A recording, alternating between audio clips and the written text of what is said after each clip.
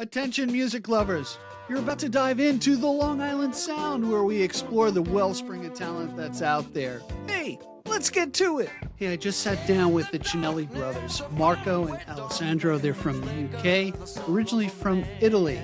And if you're into the blues, you're going to want to watch this episode. We talked about their album, and they are on tour from Europe to the United States, and they'll be here locally in the New York area on September 13th. So excited. Had some great insights about the tenacity of building their band, of attacking the muse, and being multi-instrumentalists. I think you're really going to enjoy it. Check it out. Hey, everybody. I am so really astounded and amazed at the brothers Cinelli who are on the podcast today. Kudos out to Tony from the Long Island Blues Society, who grabbed me about 6 months ago, and he said, hey, I spoke to these guys from the UK. They're a phenomenal band. They're coming to New York. You got to get them on your podcast. So without further ado, I'd like to welcome Marco and Alessandro to the Long Island Sound. Welcome, guys. Great to have you. Thank you. Thank you so much. It's great to be here. Wonderful. I tell you, I went to your website. I've been listening to your music all day. It's phenomenal. You guys really have some great talent. I believe you came out with your first album in 2018, was it? And you just released an album this past January called Almost Exactly. So we're going to talk about that. But I got to ask you this. So I'm expecting to talk to two British guys. You're originally from Italy. What brought you to the UK? And most importantly, what brought you to the blues? I first moved to the UK, I think it was 2013, because of music, the music scene here. And growing up, I had this myth, of American music, of British music, and UK being the closest one. A little bit, maybe in a lazy way, I decided to move here. And then I decided to play around different bands until Marco decided it was time to join forces. And really for fun at first, we started this band together called the Cinelli Brothers. And it just happened so that the first record that we recorded here in London got picked up by a promotion company. And he ended up second in the independent charts for blues here in the UK, and that's how we started, really. Wow, that's really amazing. It's almost like a Cinderella story. Just looking at the amount of shows that you're going to be doing in France and Europe and then coming to the United States. Have you been to the United States before touring? Yes, we are regular customers. We have been visiting the United States almost regularly. I would say every 1 year, every 2 years, me and my brother would come to the United States on a holiday to check some music out. Until we started to come for professional reasons, like with a band, The first appointment was at the International Blues Challenge in Memphis 1.5 years So ago. for those who don't know, the International Blues Challenge, from what I understand, there are different societies and different groups from around the world, which will do local competitions for the blues and then send the winners of those contests, at least that's how we do it on Long Island, to Memphis to compete for the title. We had Kelly Baker, who won as well. The blues is very close to my heart. The person who got me interested into podcasting and talking to artists like yourself is a guy named Mike Nugent. Hopefully you'll meet him at the Roslyn Hotel. He's a great blues guitarist, and he's just a really wonderful, wonderful guy. So the other question I had earlier was, what attracted you to the genre of playing the blues as opposed to other things? I would like to replace this. Go ahead, because I think we were first exposed to the blues when we were young, infant, when we were very young, because our father is a vinyl collector, used to spin records for us in the blues genre, but it wasn't very traditional. It was more like Stevie Ray Vaughan, Eric Clapton, and that's it, really. From Stevie Ray Vaughan, I dug in the roots of the blues myself. I went back when I had some, when I was 11, or 12, I could go back to Muddy Waters and the Delta Blues, and I think I affected my brother was into this particular. But Dude, a funny story. The real motivator that brought us to the blues, visually more the acoustic, like sonically, because we could hear the vinyls, yeah, and we were enthusiastic about the music. But I think the movie Brothers played a big role for us, because when we were really amazed by this blues legend, you know, by this blues myth. And we saw the video. Right. I think a lot of kids saw the video, John Lee Hooker in Maxwell Street playing the blues. At that moment, and there is Big Eye Smith on Vath. I said, you know, I think at that moment, something changed in my heart, you know, towards the blues. I say, this is it. Yeah. What's interesting is, we had here in the United States, the true blues artists really didn't make it. It was down south. It was in Chicago. And until Eric Clapton and these other artists started taking it on, and they started, I believe, bringing these guys to the UK and giving them an audience to really expose them to the power of the music. And what I love about the blues is there is a lament. There is always sorrow about it and a call and response to it. And then you take that call and response and you do it both vocally and with instruments as well. And that's what I think a great blues band can do, is do that call and response aspect in their playing. And maybe you could talk about that, how you do that. Tell me about the other guys in the band and how that came together. Sure. We have on harmonica and guitar, we have Tom Julian Jones. We call him JJ. And he's a British guy from London, one of the only true Londoners I know, really.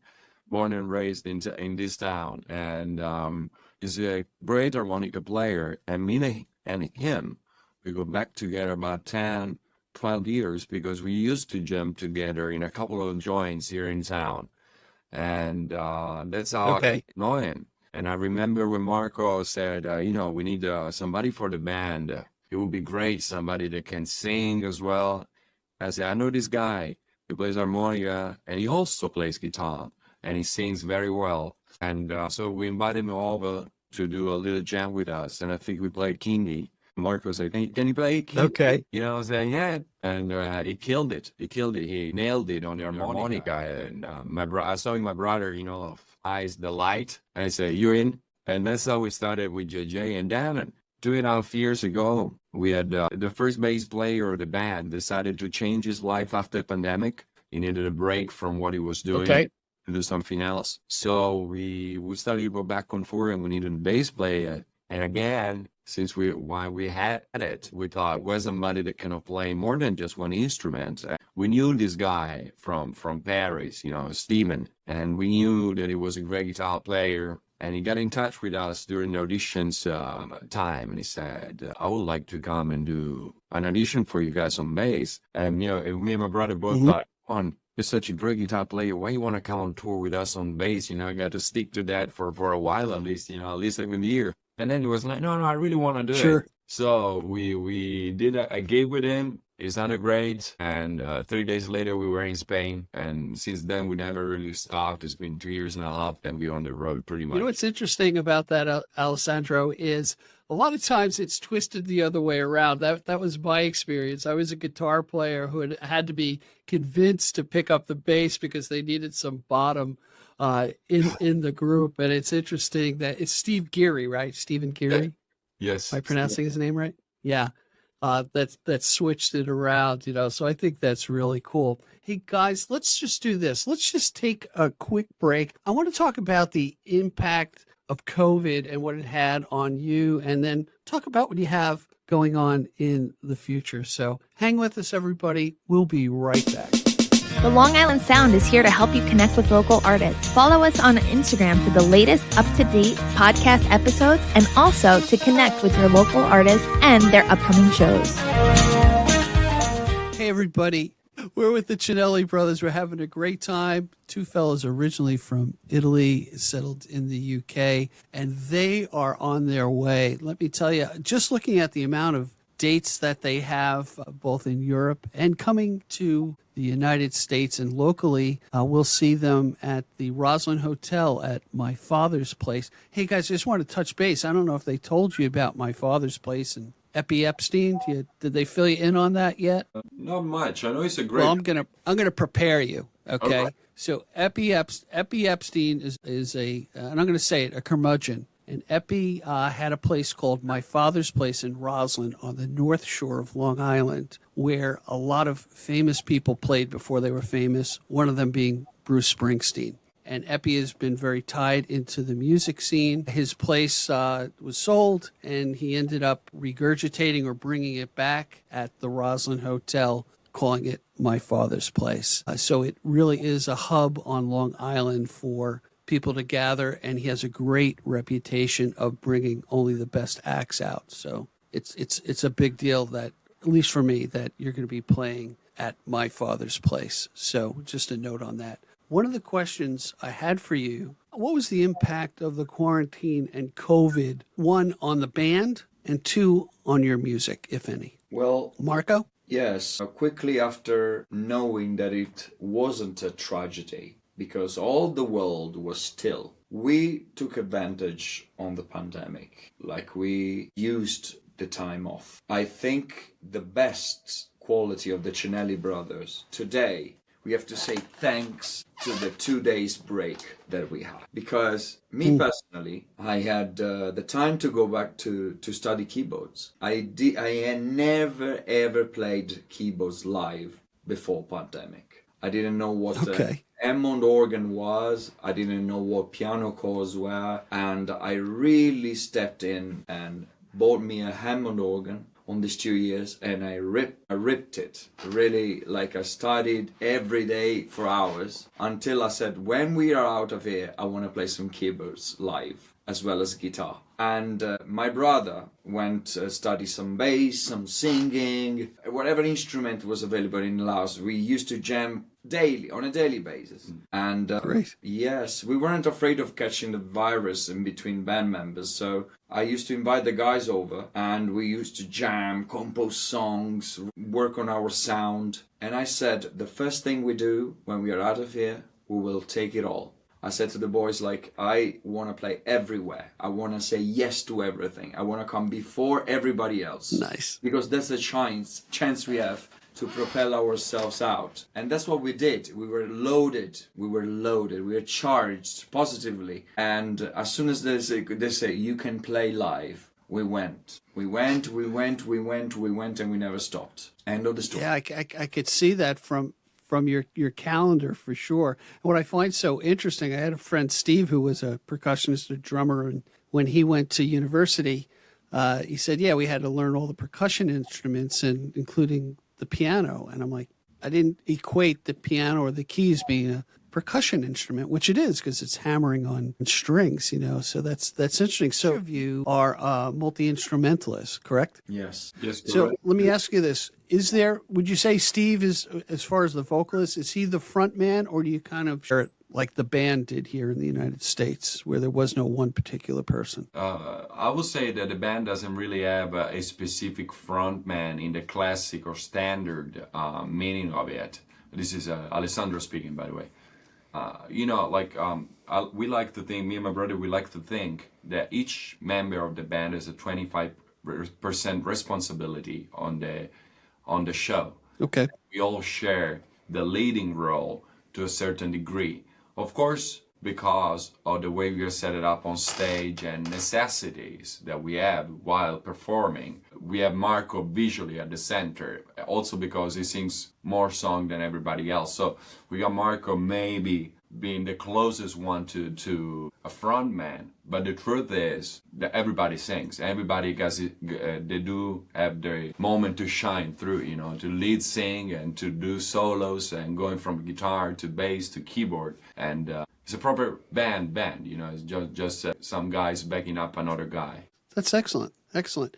Now, you came out with your latest album this past January called Almost Exactly. And I was reading that you hooked up with Rich Pagano, that's famous drummer and producer here in New York City.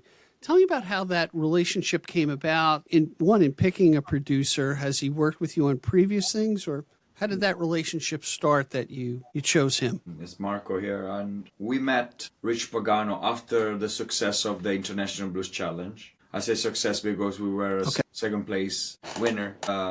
And his great achievement. So we were in New York City, right on the same trip, and thanks to this amazing woman that lives in New York, named Sandra Warren, as the woman that really believed in us ever since the very beginning, is the very first big fan we had in America, and the one who really was a game changer for us, actually. Yeah. So she said she's passionate. She's a documentary, like music documentary producer also. She produced a documentary about Paul Butterfield, a great documentary. Oh, wow. And well, she's well knowledgeable about music and the blues.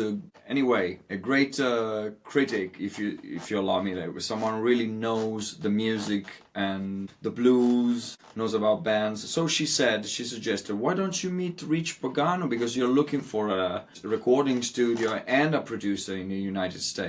I think Rich could be a perfect match for you guys. So we set up our lunch together.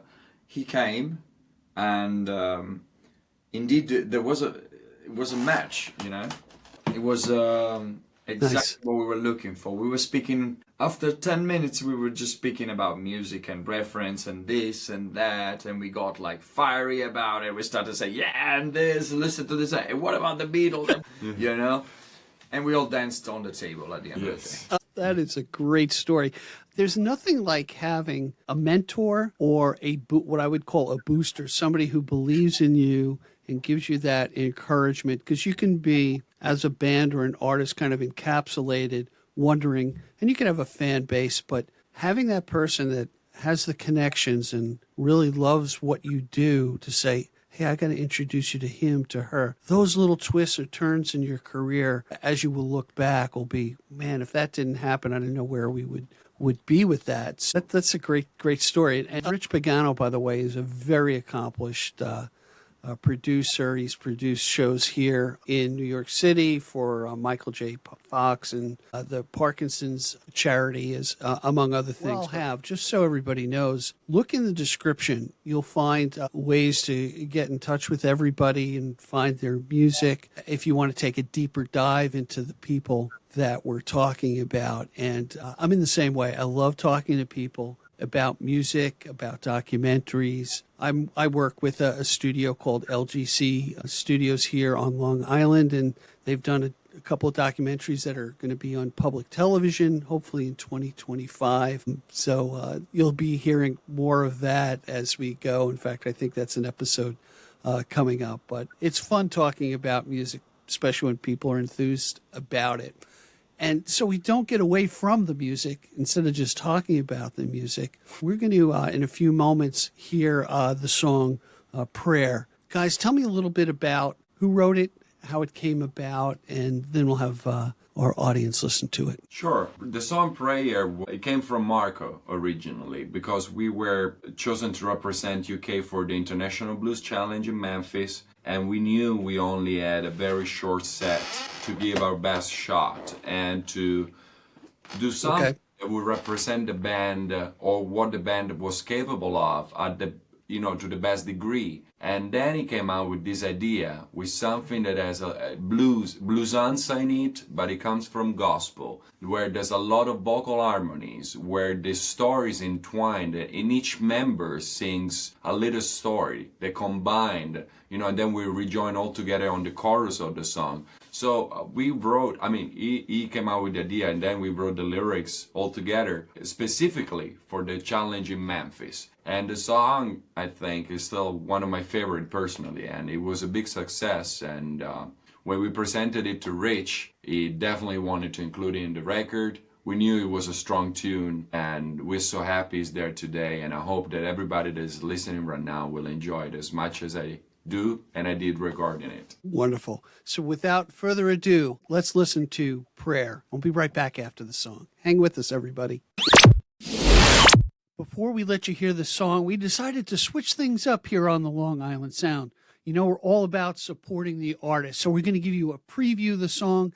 Then we're going to ask you to go to your favorite music platform and stream it and add it to your playlist. All right. Now let's check it out.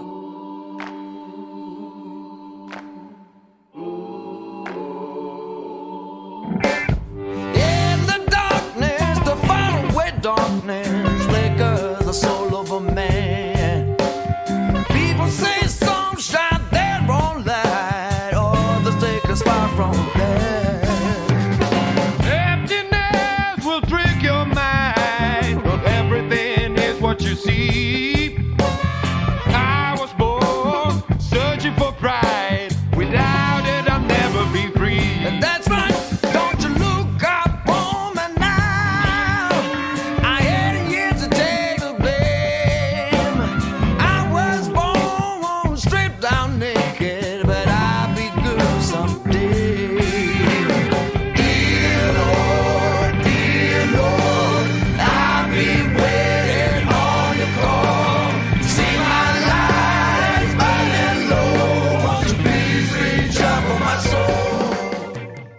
like what you just heard? Hey, add it to your playlist. And if you like the Long Island Sound podcast, remember to subscribe both on the platform you're listening on right now and our YouTube channel to keep updated on the latest happenings on the music scene. All right, now back to our show. Hey, everybody, we are back and really enjoyed that song. And during the break, we were talking together about, I had asked Alessandro, do you sing in Italian, the blues? So just go back into that a little bit, and then I have another question for you, Alessandro. Sure. No, I do not. There's a couple of reasons not. First of all, I'm a very new singer. I'm not, I was not raised as a singer. My first instrument is the drums. And during pandemic, I was forced by my brother to sing. And therefore, I never tried to sing in Italian. And when I do, somehow I feel like I sound very weird, like with a very weird accent. Okay. So I cannot really do it. And yet you said there are some artists in Italy that actually do sing the blues, correct? Or there's some songs. Oh, yeah. There's been a lot of great artists. Like, I can think, for example, like Zucchero at a period where he was very heavily blues influenced. And he's a great singer. I love the guy to beat, or Pino Daniele is another guitar player. He passed away, unfortunately, but great blues player, and he used to sing in Italian, actually with a Napoleon accent, which is Interesting. Yeah. So there are, but it's definitely not my case. Not for you. I mean, of course. Let me ask you this. In developing song or songs, or how you individually or as a group, how do you approach it? Is it always collaborative? Is there a primary songwriter in the group? How do you approach writing music for the band? Let's say everybody in the band is a songwriter, but not everybody is prolific. It's the same.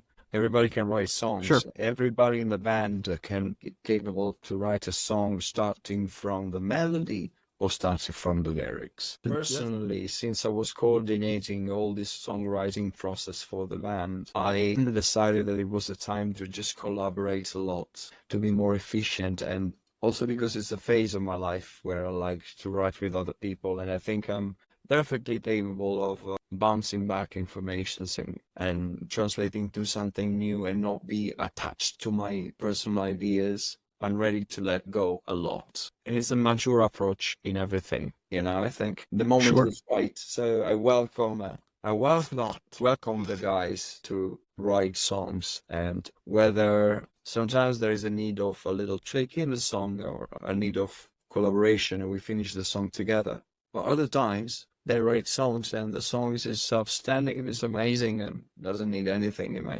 in our opinion, so they can also add the songs that I would sing or they would sing, no problem. There is no hierarchy on who should write what.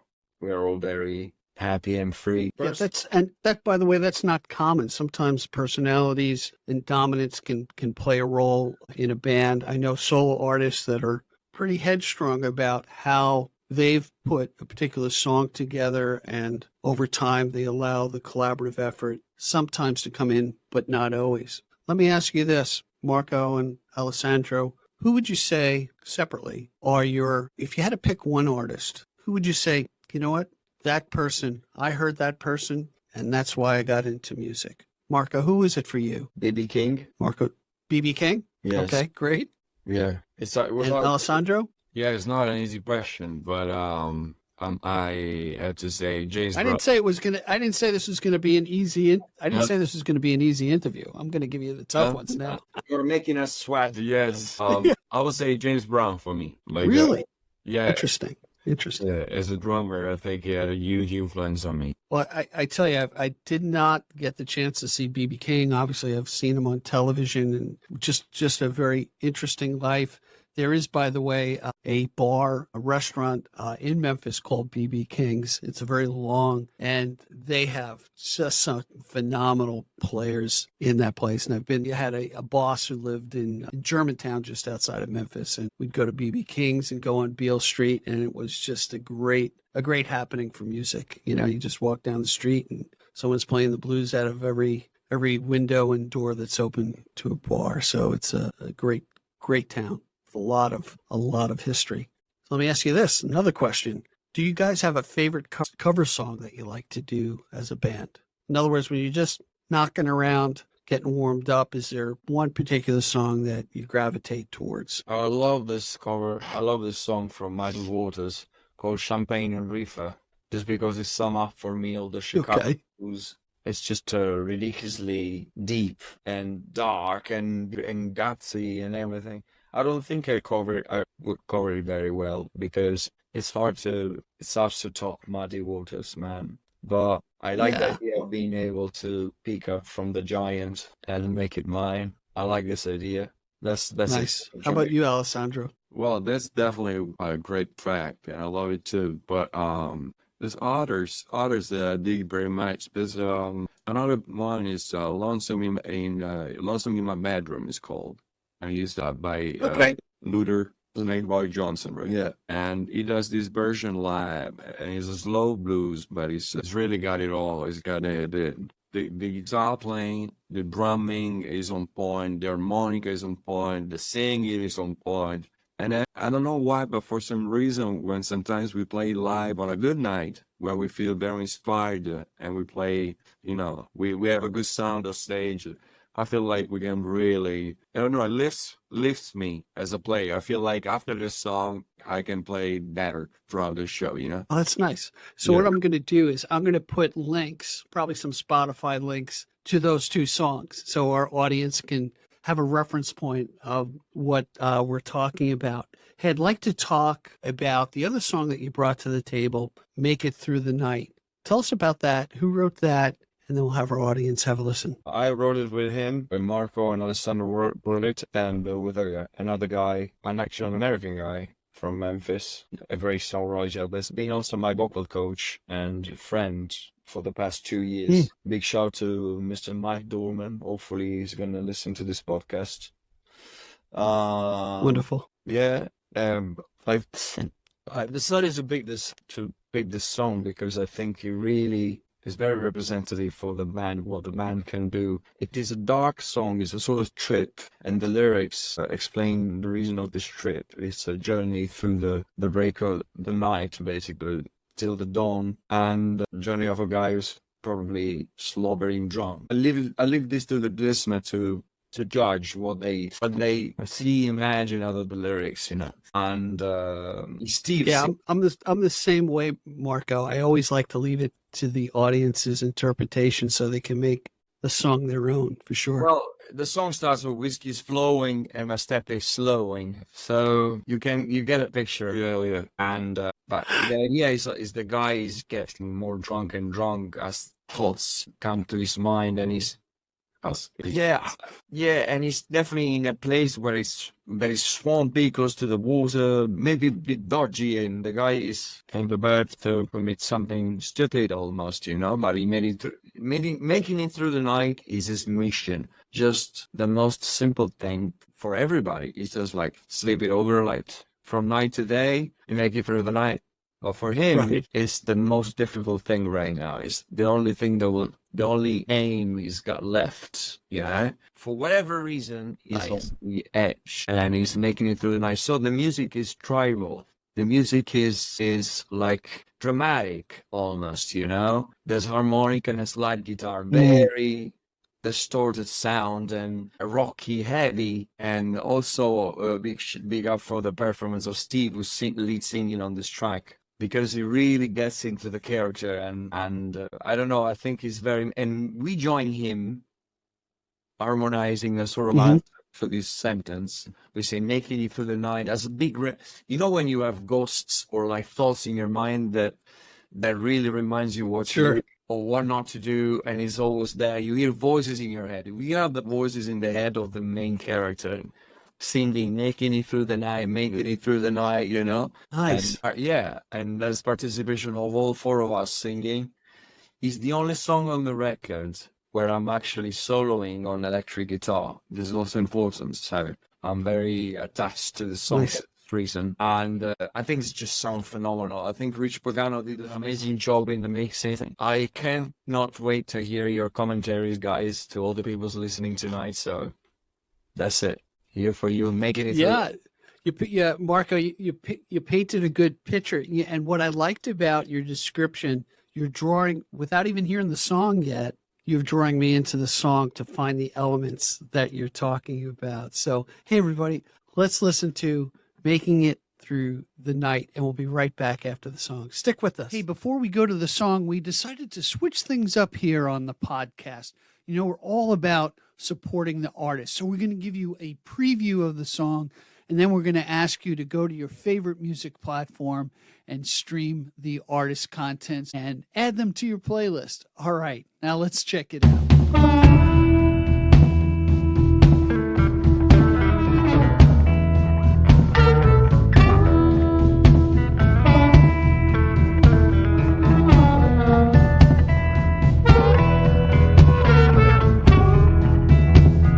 Whiskey's flowing, stepping, slowing, making it through the night. My body's broken by things unspoken, making it through the night. Light of the bottle, the dim of the light, making it through the night. Won't tell you my name, but I feel alright.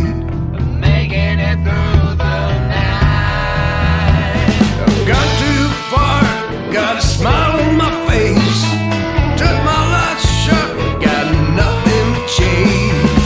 One for me, one for you, this is what I do in the middle of... You like what you just heard? Hey, add it to your playlist. And if you like the Long Island Sound podcast, remember to subscribe both on the platform you're listening on right now and our YouTube channel to keep updated on the latest happenings on the music scene.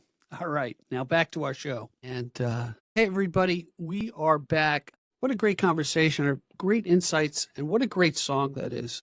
Thanks, Marco, for painting the picture for us. And I'm just, in no pun intended, tuned into that song differently after you explain how you approach it. So great song. Really wish you guys the success with your album. And our audience, go to Cinelli Brothers, Cinelli Brothers.com. You'll see upcoming shows where I don't think you guys get a break. You're going to be in France, you're going to be in Portugal, and then coming to the United States. So for those listening, please look at the tour, and you got to see these guys. You will not be disappointed whatsoever. And for my Long Island audience, they will be at the Roslyn Hotel, which is also known as my father's place, on Friday, September 13th at 8 p.m. Get your tickets. I'm sure it's gonna sell out, as we're moving forward.